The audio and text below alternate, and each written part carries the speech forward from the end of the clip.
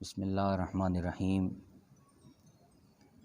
الصلاۃ والسلام علی رسول اللہ، اللہم صلی علی محمد و آلہ بقدر حسنہ و جمالہ۔ قال اللہ تعالی یا ایہا الناس اتقوا ربکم الذی خلقکم من نفس واحدۃ وخلق منها زوجہا وبث منهما رجالا كثيرا ونساء۔ صدق اللہ مولانا العظیم۔ وقال نبی علیہ الصلاۃ والسلام النکاح من سنتی فمن رغب عن سنتی فلیس منی، او کما قال علیہ الصلاۃ والسلام۔ اللہم صلی علی محمد وعلی آل محمد وبارک وسلم۔ آج کا ہمارا موضوع سخن حقوق زوجین، میاں بیوی کے حقوق، میاں بیوی کے باہم تعلقات، شریعت محمدیہ علی صاحبہ صلاۃ والسلام کی روشنی میں۔ تلاوت کردہ آیت کریمہ میں اللہ تبارک و تعالیٰ نے فرمایا یا ایہا الناس اتقوا ربکم الذی خلقکم من نفس واحدہ، اے بنی آدم، اے لوگو، ڈرو اللہ سے کہ جس نے تمہیں ایک جان سے پیدا کیا، وخلق منہا زوجہا، اور اسی جان سے اس کا جوڑا بنایا، زوج بنایا۔ اللہ تبارک و تعالیٰ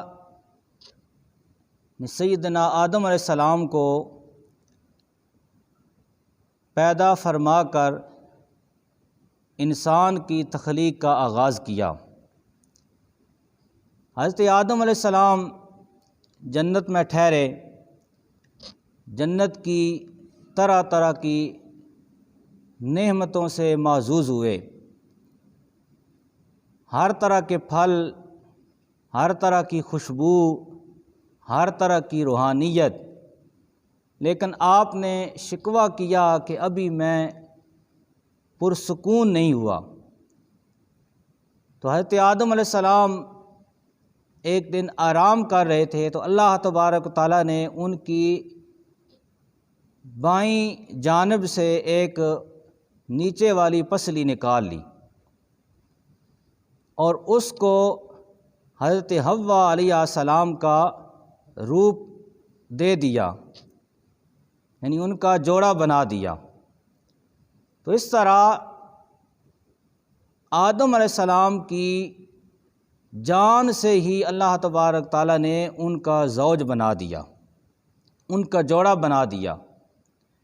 تو اللہ تبارک تعالیٰ نے اس طرح ایک مرد اور عورت کو ملا کے اپنی منشا کے مطابق انسانوں کی تخلیق کا اور انسانوں کی آگے آبادی کا سلسلہ شروع کیا۔ تو اس تعلق کو آگے بڑھانے سے پہلے جو میاں بیوی کا سب سے پہلا تعلق ہے وہ اس ذات کے ساتھ ہونا چاہیے جو ان کا پروردگار ہے۔ جب نکاح ہوتا ہے اور میاں بیوی کا نکاح کے رشتے کے ساتھ تعلق استوار ہوتا ہے، تو جب پہلا دن ہوتا ہے، شادی کی پہلی رات ہوتی ہے، تو جو میاں بیوی سب سے پہلے طہارت کر کے اللہ تبارک تعالیٰ کی بارگاہ میں نماز کے لیے کھڑے ہو جاتے ہیں، تو اللہ تبارک تعالیٰ عرش پہ فرشتوں کو حکم دیتا ہے کہ جنت کو سجا دو، آج میری جنت کو نکھار دو اور سجا دو، کہ یہ دو جنسیں، یہ جوڑا جس کو میں نے محبت کے رشتے میں استوار کیا ہے، آج اپنی ساری محبتیں قربان کر کے میری بارگاہ میں میری بارگاہ میں شکرانے کے لیے کھڑے ہو گئے ہیں، آج میں نے ان کو جنت کی نعمتوں سے نواز دیا ہے۔ سرکار دو عالم علیہ الصلوۃ والسلام فرماتے ہیں اللہ تبارک و تعالیٰ اپنی شان کے مطابق 3 موقعوں پہ ہنستا ہے، مسکراتا ہے۔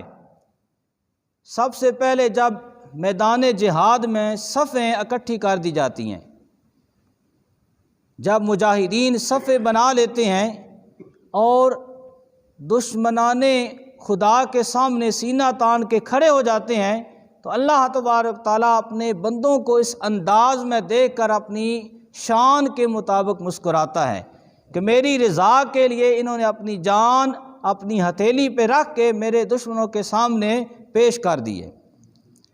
دوسرے موقع پہ اللہ تبارک تعالیٰ اپنی شان کے مطابق اس وقت مسکراتا ہے جب نماز کے لیے اقامت کہی جاتی ہے، اور قد قامت الصلاۃ جب کہا جاتا ہے تو سارے نمازی، سارے اللہ کے بندے مومن مسلمان فوراً کھڑے ہو جاتے ہیں اور اللہ کی بارگاہ میں حاضر ہو کر اپنے دنیاوی سارے رشتے ختم کر کے اس کی بارگاہ میں وہ ہاتھ باندھ کر سینہ کعبہ کی طرف کر کے کھڑے ہو جاتے ہیں۔ جب اس طرح نماز کی تیاری کے لیے سب اٹھتے ہیں تو اللہ تبارک تعالیٰ فرشتوں کے سامنے اس انسان پہ خوش ہوتا ہے، مسکراتا ہے۔ اور تیسرا حضور فرماتے ہیں کہ جب رات کے وقت میاں بیوی میں سے کسی کی آنکھ کھل جائے، اور جس کی آنکھ کھلے میاں کی یا بیوی کی، وہ اٹھ کر اپنے دوسرے ساتھی کو جگائے، اس پہ پانی چھڑکے اس کو جگائے، اور پھر وہ وضو کر کے اللہ کی بارگاہ میں نماز کے لیے کھڑے ہو جائیں، تو اللہ تبارک تعالیٰ اپنی شان کے مطابق ان کے اس عمل کو دیکھ کر مسکراتا ہے، خوش ہوتا ہے۔ تو اللہ تبارک تعالیٰ نے اس جوڑے کو بنایا تو سب سے پہلے جو بھی اس جوڑے میں منسلک ہو میاں بیوی کے رشتے میں، وہ اللہ کی بارگاہ میں اپنی ساری محبتیں قربان کر کے شکرانہ ادا کرے، اور سب سے پہلے وہ اپنے رب کی بارگاہ میں جھک کر اس کا شکر ادا کرے۔ حضرت سعید بن مسیب آپ فرماتے ہیں کہ میرا معمول تھا حضور کی بارگاہ میں رات کے وقت ہم دونوں یعنی میاں بیوی سونے سے پہلے طہارت کر کے خاص مقدار میں درود و سلام پیش کرتے، اس کے بعد ہم سوتے۔ تو ایک رات ہوئی ہم اپنے معمول کے مطابق حضور کی بارگاہ میں درود و سلام پڑھ کے سو گئے، تو ہمارے بخت بیدار ہوئے، سرکار تشریف لائے اور انہوں نے کہا کہ سعید اپنا وہ رخسار، وہ منہ میرے سامنے کرو جس سے مجھ پہ درود پڑھتے ہو، مجھ پہ سلام پیش کرتے ہو۔ تو میں نے اپنا منہ دوسری طرف کر لیا، مجھے حیا آ گئی کہ میرا منہ اس قابل کیا کہ حضور کے سامنے کروں۔ تو سرکار نے میرے منہ پہ بوسہ دیا، اور میری زوجہ جب بیدار ہوئی تو اس نے خوشبو محسوس کی کہ یہ عجیب خوشبو ہے، اس جیسی خوشبو ہم نے کبھی پہلے نہیں دیکھی۔ تو آپ نے بتایا کہ یہ وہ خوشبو ہے جو سرکار نے بوسہ لیا اس سے نکلی، اور یہ خوشبو 1 ہفتے تک ہمارے کمرے سے، ہمارے گھر سے آتی رہی۔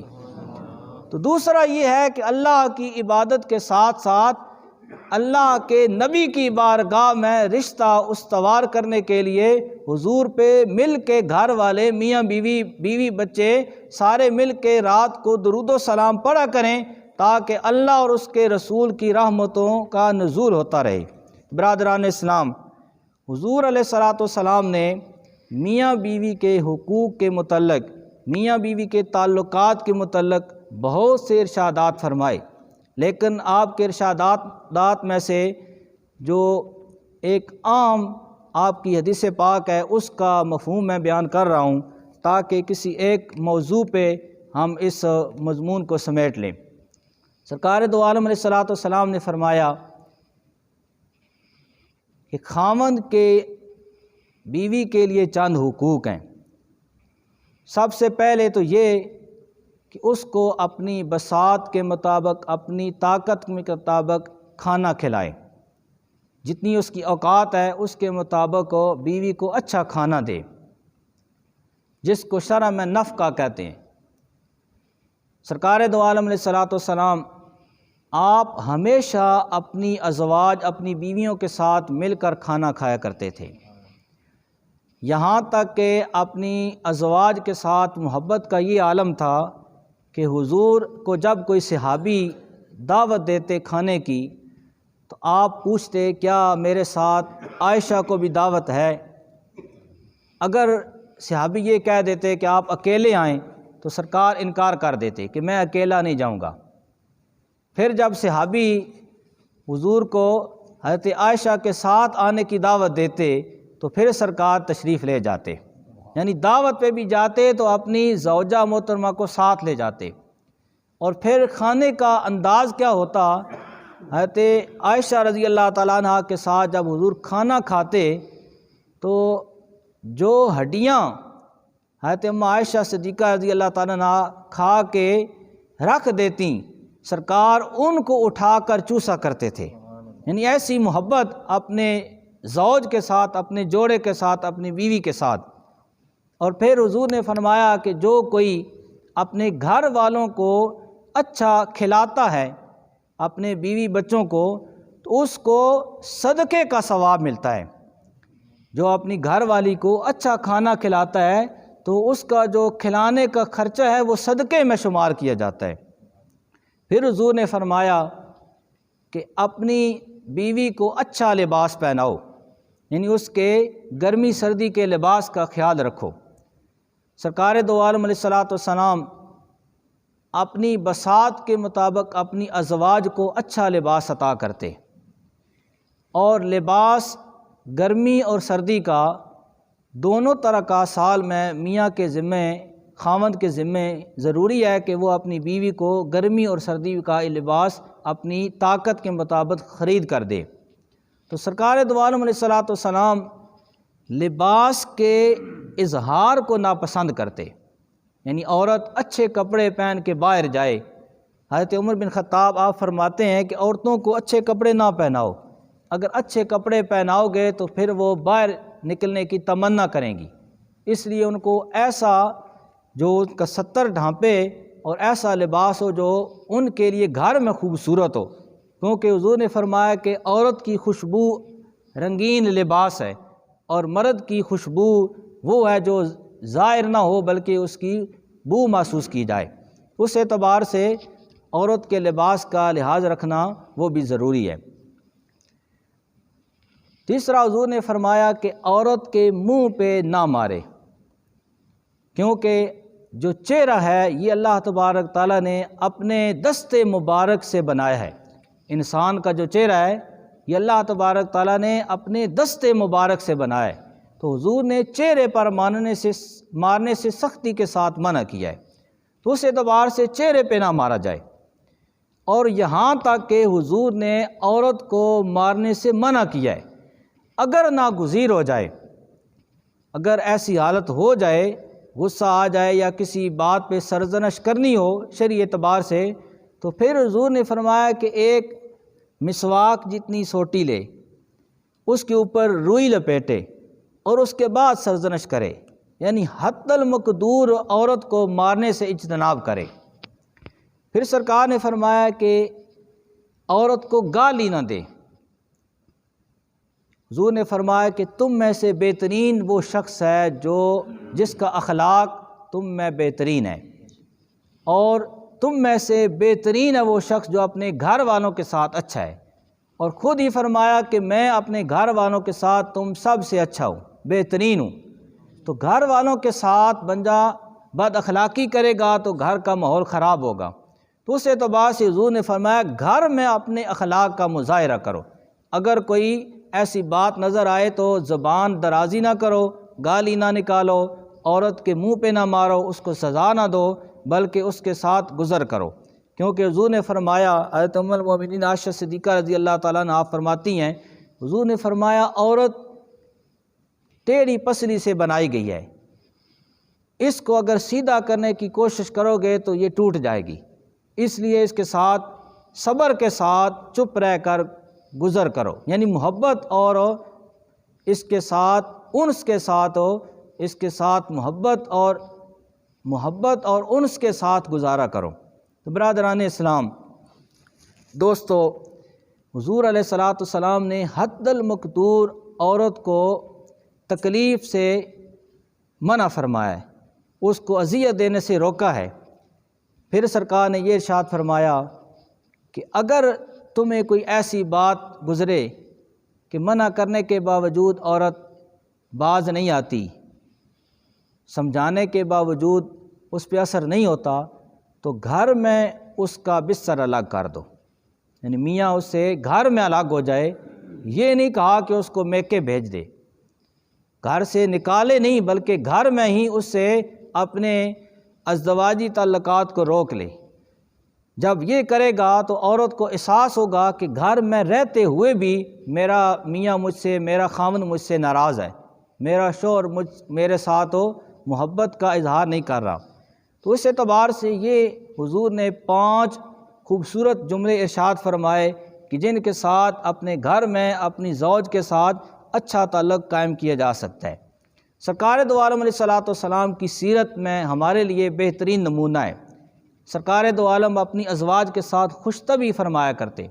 حضرت عائشہ صدیقہ رضی اللہ تعالیٰ عنہ ایک سفر میں آپ کے ساتھ تھیں، حضور نے صحابہ کو حکم دیا کہ تم آگے چلے جاؤ۔ جب صحابہ آگے نکل گئے، دور چلے گئے، تو حضور نے فرمایا کہ عائشہ آج کچھ دوڑ نہ لگائیں، دوڑ کا مقابلہ ہو جائے۔ تو آپ دوڑ کا مقابلہ کرتے ہیں، حضرت عائشہ آپ کا ایک قدم آگے ہو جاتا ہے۔ پھر کچھ عرصہ گزر گیا، پھر سرکار نے اس ایک موقع آیا، پھر فرمایا کہ آج دوڑ نہ لگائیں۔ پھر آپ دوڑے تو حضور آگے نکل گئے۔ سرکار نے فرمایا ھذا بدل من یوم ھذا، یہ اس دن کا بدلہ ہے کہ پہلا تمہارا قدم آگے ہو گیا تھا، اب میں آگے نکل گیا ہوں، یعنی خوش طبعی۔ اسی طرح حبشیوں کا ایک کرتب ہو رہا تھا، حبشی کھیل کود کر رہے تھے، تو حضرت عائشہ صدیقہ بچپن میں ہی آپ بیائی گئی تھی، 9 سال کی عمر میں آپ کا نکاح ہو گیا تھا۔ تو حضور ان کی اس عمر کو دیکھتے ہوئے ان کے اس مزاج کا خیال رکھا کرتے تھے۔ تو آپ نے فرمایا عائشہ کیا حبشیوں کا کھیل دیکھنا پسند کرو گی؟ تو انہوں نے پسندیدگی کا اظہار کیا۔ تو سرکار نے فرمایا کہ پھر میرے کاندھے پہ سر رکھ لو، یعنی میری اوٹ میں کھڑے ہو کے دیکھ لو۔ تو آپ کافی دیر دیکھتی رہی۔ سرکار نے فرمایا بس نہیں کرو گی، تھوڑی دیر بعد پھر فرمایا بس نہیں کرو گی، یعنی 3 دفعہ آپ نے موقع دیا، تو پھر انہوں نے بس کی، یعنی جتنا ان کا دل چاہ وہ کھیل دیکھتی رہیں۔ تو اس طرح اپنی ازواج کے ساتھ خوش طبعی کرنا وہ بھی سنت ہے۔ ایک دفعہ حضور کی زوجہ محترمہ عائشہ صدیقہ رضی اللہ تعالیٰ عنہ آپ کھانا بنا رہی تھیں، دودھ میں کچھ پکا رہی تھیں، تو اتنے میں آپ کے پاس حضرت سودا حضور کی دوسری زوجہ محترمہ تشریف لائیں۔ تو حضرت عائشہ نے ان کو وہ کھانا پیش کیا دودھ سے پکا ہوا، انہوں نے انکار کر دیا کھانے سے۔ تو آپ نے کہا کہ اگر تم نہیں کھاؤ گی تو میں تمہارے چہرے پہ یہ مال دوں گی، لیکن انہوں نے انکار کر دیا۔ تو حضرت عائشہ نے وہ کھانا ان کے چہرے پہ مال دیا۔ جب ایسا ہوا تو ان کو غصہ آ گیا، تو سرکار نے اپنا ایک ران مبارک اٹھا لی تاکہ ان کو رستہ مل جائے عائشہ کے پاس آنے کا۔ تو وہ آئیں اور انہوں نے وہ کھانا حضرت عائشہ کے منہ پہ مال دیا۔ سرکار ان کا یہ سلوک آپس میں دیکھ کر آپ مسکرا رہے تھے، یعنی ہنس رہے تھے، یعنی خوش طبعی فرما رہے تھے عورتوں کو دیکھ کر، یہ نہیں کہ ان کو غصے کے ساتھ ڈانٹنا شروع کر دیا۔ تو گھر میں اس طرح کے معاملات اپنی ازواج کے ساتھ ہوتے ہیں، وہاں مرد کو جو فراخ دلی کا مظاہرہ کرنا چاہیے۔ حضرت عائشہ صدیقہ رضی اللہ تعالیٰ عنہ جب کبھی حضور کے ساتھ جب مخاطب ہوتی تو آپ قسم اٹھاتی ورب محمد، اور کبھی آپ ورب ابراہیم، اس طرح قسم اٹھا لیتی۔ تو حضور نے فرمایا عائشہ میں تمہیں پہچان لیتا ہوں جب تم مجھ سے خفا ہوتی ہو، جب مجھ سے راضی ہوتی ہو تو تم کہتی ہو رب محمد، اور جب مجھ سے خفا ہوتی ہو تو تم کہتی ہو رب ابراہیم۔ حضرت عائشہ فرماتی ہیں کہ میں صرف آپ کا نام چھوڑتی ہوں، دل میں تو آپ ہی بستے ہیں، یعنی آپ کی محبت ہی ہوتی ہے۔ تو گھر میں میاں بیوی کے ساتھ یہ سارے معاملات ہوتے ہیں۔ حضرت علی کلم اللہ وجہ الکریم گھر میں آئے، حضرت مائی فاطمہ سے کچھ بات چیت ہوئی، تو آپ تھوڑا سا خفا ہو کے مسجد میں آ گئے اور وہاں لیٹ گئے۔ حضور آئے تو دیکھا کہ حضرت علی موجود نہیں ہے، پوچھا علی کہاں گئے ہیں؟ وہ مسجد میں چلے گئے، تو پتہ چلا کہ خفا ہو کے گئے ہیں۔ آپ نے وہاں جا کے ان کو اٹھایا، دیکھا کہ مٹی میں اٹ پٹ ہیں، تو آپ نے اٹھایا اور کہا کہ قم یا ابا تراب، کہ مٹی والے کھڑے ہو جاؤ۔ تو حضرت علی کو یہ کنیت بڑی پسند تھی جو حضور نے آپ کو عطا کی، ابا تراب، مٹی والے۔ تو وہ حضور اپنی بیٹی اور اپنے داماد کی صلح کرانے کے لیے، تو میاں بیوی میں اگر کوئی اس طرح کی بات ہو جائے تو ان میں صلح کرانی یہ سسر کا حق بنتا ہے۔ بیوی کا یہ حق ہے کہ وہ اپنے سسرال والوں کے ساتھ بھی اچھا تعاون رکھے۔ سرکار دو عالم علیہ الصلوۃ والسلام آپ فرماتے ہیں، حضرت فاطمہ بنت اسد جو حضرت علی کرم اللہ وجہ الکریم کی والدہ محترمہ ہیں، تو حضور نے ان کی خدمت کی اس اعتبار سے کہ انہوں نے آپ کو پالا، اور حضرت فاطمہ بنت اسد فرماتی ہیں کہ میری خدمت جتنی فاطمہ بنت محمد نے کی ہے، یعنی میری وہ بہو ہیں، حضرت علی کی زوجہ ہیں، جتنی انہوں نے میری خدمت کی ہے اتنی کسی اور میری بہو نے خدمت نہیں کی۔ تو حضرت فاطمہ نے بحیثیت بہو اپنی ساس کی اتنی خدمت کی کہ وہ خود اس خدمت کا اظہار کر رہی ہیں، اور حضور علیہ الصلوۃ والسلام حضرت فاطمہ بنت اسد کا احترام کرتے کہ انہوں نے آپ کو پالا، یعنی والدہ سمجھتے۔ اور حضور نے یہ فرمایا کہ جو سسرال والوں کے ساتھ، جو غریب سسرال ہوں ان کے ساتھ تعاون کرتا ہے تو اس کو صدقے کا ثواب ملتا ہے۔ آج کل معاشرے میں سسرال والوں کے ساتھ تعاون کرنا ایک معیوب سمجھا جاتا ہے، لیکن حضور نے فرمایا کہ جس نے اپنے غریب سسرال کا خیال رکھا تو اللہ تبارک تعالیٰ اس کو صدقے کا ثواب دے گا۔ شرح میں علامہ تشریف فرما ہے کہ ایک ہمارا گھر ہے، اصلی گھر جہاں ہم رہتے ہیں، جب ہم سفر میں ہوتے ہیں گھر واپس آتے ہیں تو ہمیں نماز پوری پڑھنی پڑتی ہے، لیکن شرع کا یہ مسئلہ ہے کہ جب بندہ سسرال میں پہنچ جائے، اپنے سسرال میں پہنچ جائے، اس گھر میں جہاں شادی ہوئی ہے، تو وہاں بھی اس کو نماز پوری پڑھنی پڑتی ہے، یعنی اس کا وہ اپنا گھر ہے۔ تو اس اعتبار سے سسرال والوں کے ساتھ خامند کا تعلق بھی اچھا ہونا چاہیے، اور بیوی کا اپنے خامند کے گھر والوں کے ساتھ بھی تعلق اچھا ہونا چاہیے۔ تو دونوں طرف سے جب ایک دوسرے کے تعلقات میں بہتری ہوگی تو اس کے نتائج اور خوبصورت ہوں گے۔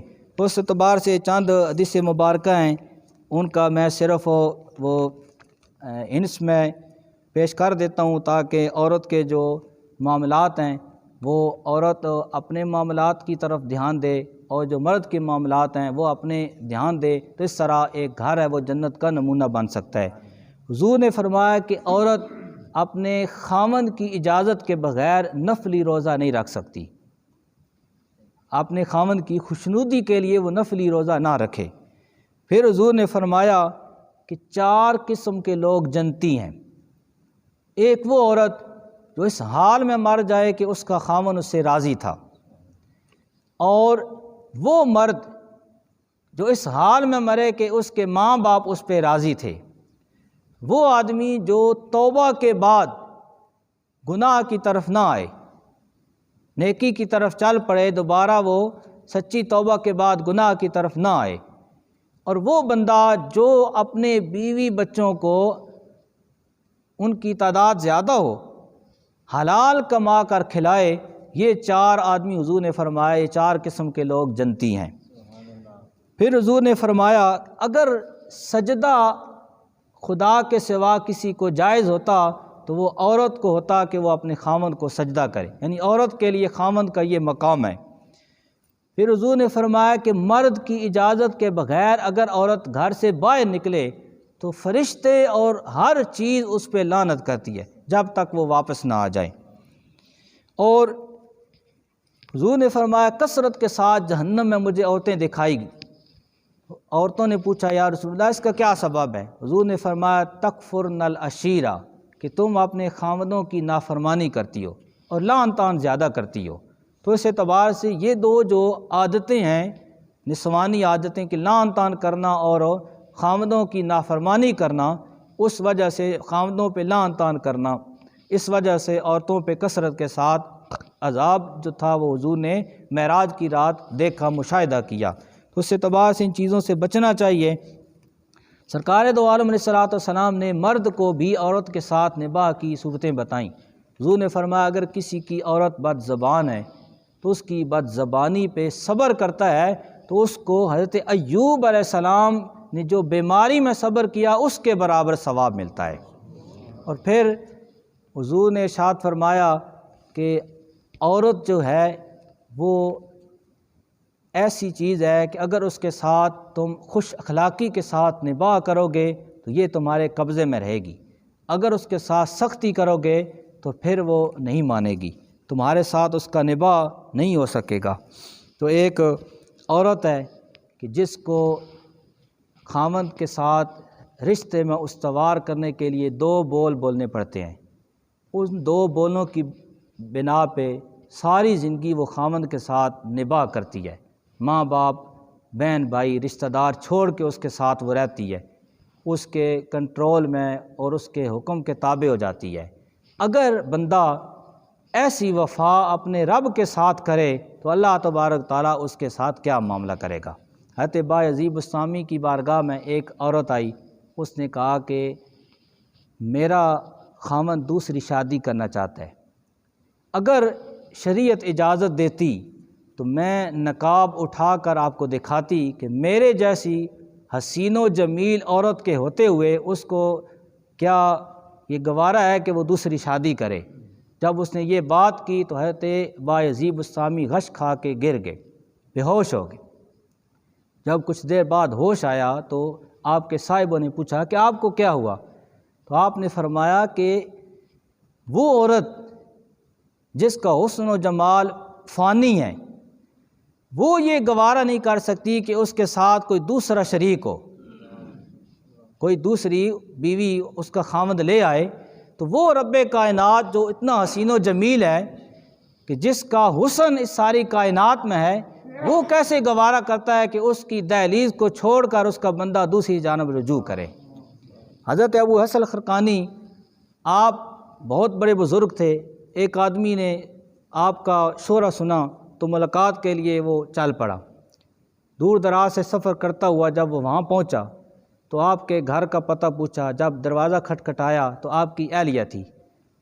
آپ کی اہلیہ نے جب یہ سنا کہ اتنی دور سے بندہ ان کو ملنے آیا ہے تو آگے سے انہوں نے زبان درازی کی، یعنی حضرت ابو الحسن خرقانی کے بارے میں باتیں بنانا شروع کر دیں، جس سے یہ محسوس ہو رہا تھا کہ آپ کوئی اتنے بزرگ نہیں ہیں۔ جب وہ باہر نکلے تو انہوں نے کہا کہ میں نے تو اتنا لمبا سفر کیا ہے لیکن وہ بات نہیں ہے جو میں نے سنی تھی۔ واپس جانے لگا، پھر اس نے کہا چلو اتنی دور سے آیا ہوں ملاقات تو کر جاؤں، یہ حسرت نہ رہے۔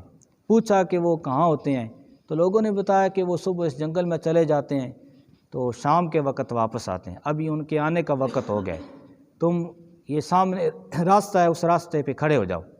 وہ آدمی کھڑا ہو گیا۔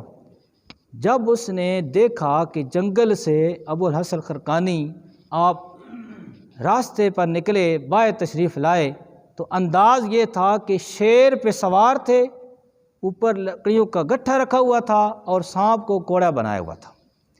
جو ہی یہ حالت دیکھی تو وہ بندہ حیران ہو گیا، اس نے کہا گھر میں کیا سنا اور یہاں کیا ہے؟ ابھی اس نے بات نہیں کی کہ میں اتنی دور سے آیا ہوں، گھر سے یہ دیکھا ہے، آپ سے ملاقات کرنے آیا ہوں۔ حضرت ابو الحسن خرقانی نے جواب دیا کہ جو گھر میں دیکھ کے آئے ہو، جو سن کے آئے ہو، یعنی میری زوجہ کی بد زبانی، وہ جو سن کے آئے ہو اس پہ میں صبر کرتا ہوں تو اللہ تبارک تعالیٰ نے شیر کو میرے تابع کر دیا ہے۔ یعنی اگر اپنی بیوی کی بد زبانی پہ صبر کرو گے تو اتنا اجر ملے گا کہ اللہ تبارک تعالیٰ باقی ساری مخلوق کو تمہارے تابع کر دے گا۔ تو برادران اسلام، ایک عورت ہے جو اپنے گھر کو سنوار بھی سکتی ہے، بگاڑ بھی سکتی ہے۔ حضرت ام سلیم ان کا بیٹا فوت ہو گیا اور حضرت ابو طلحہ جب سفر سے واپس آئے تو آپ نے ان کے آنے سے پہلے بیٹے کو نہلا کر کفن دے کے سلا دیا اختصار کے ساتھ۔ جب وہ واپس آئے تھکے آ رہے تھے، پہلے ان کو غسل کا پانی پیش کیا، جب وہ نہا چکے پھر ان کو کھانا پیش کیا، جب کھانا پیش کر چکے پھر ان کی خدمت کی، یعنی ان کو دبایا، پھر ان کو یعنی اپنے جو حقوق زوجین وہ ادا کیے۔ جب وہ تھکاوٹ سے، کھانے کی بھوک سے اور اپنی خواہش سے جب وہ فارغ ہو چکے، پھر ام سلیم نے کہا کہ ابو طلحہ، بات یہ ہے کہ اگر کوئی کسی کو امانت دے تو جب وہ مانگے تو اس کو امانت دینی چاہیے۔ تو انہوں نے کہا کہ ہاں دینی چاہیے۔ جب وہ آئے تھے تو انہوں نے پوچھا، بیٹا بیمار تھا عمیر، اس کا کیا ہوا؟ تو آپ نے کہا کہ وہ اب آرام سے، یعنی آرام کر گئے۔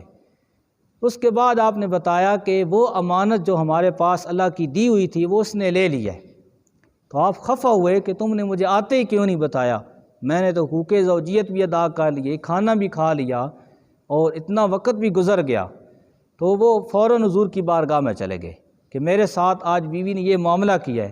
تو حضور نے فرمایا کہ اللہ تبارک تعالیٰ تم کو اس رات میں برکت دے گا۔ تو اللہ تبارک تعالیٰ نے ان کو اس کا نعم البدل عطا کیا۔ اس واقعہ کا بیان کرنے کا مقصد یہ ہے کہ اگر بیوی خاوند کے ساتھ اس طرح کا سلوک کرے گی تو اللہ تبارک تعالیٰ اس کی کلفتیں، اس کی پریشانیاں دور کر دے گا۔ آج ہمارا انداز کیا ہے کہ جب ہمارے بھائی گھر جاتے ہیں تھک ہار کے، مزدوری کے بعد، تو گھر میں جاتے ہیں تو ہماری خواتین کا ان کے ساتھ انداز کیا ہوتا ہے کہ آتے ہی نہ کھانا پوچھا، نہ کوئی سیدھی بات کی، بس کسی بات پہ پکڑ لیا کہ یہ کام کہا تھا وہ بھی نہیں کیا، اتنی دیر سے آئے ہو، یہ چیز منگوانی تھی وہ بھی نہیں لائے۔ اگر دونوں کے ساتھ تعلقات اچھے ہوں گے، خوش اخلاقی ہوگی، ایک دوسرے کا لحاظ رکھا جائے گا، تو گھر جو ہے وہ جنت کا نمونہ بن جائے گا۔ تو اللہ تبارک تعالیٰ ہمیں جو میاں بیوی کے حقوق ہیں، میاں کو، شوہر کو اپنے حقوق ادا کرنے اور بیوی کو، زوجہ کو اپنے حقوق ادا کرنے اور گھر کو محبت کا گہوارہ بنانے کی توفیق دے۔ وما علیہ الا البلاغ۔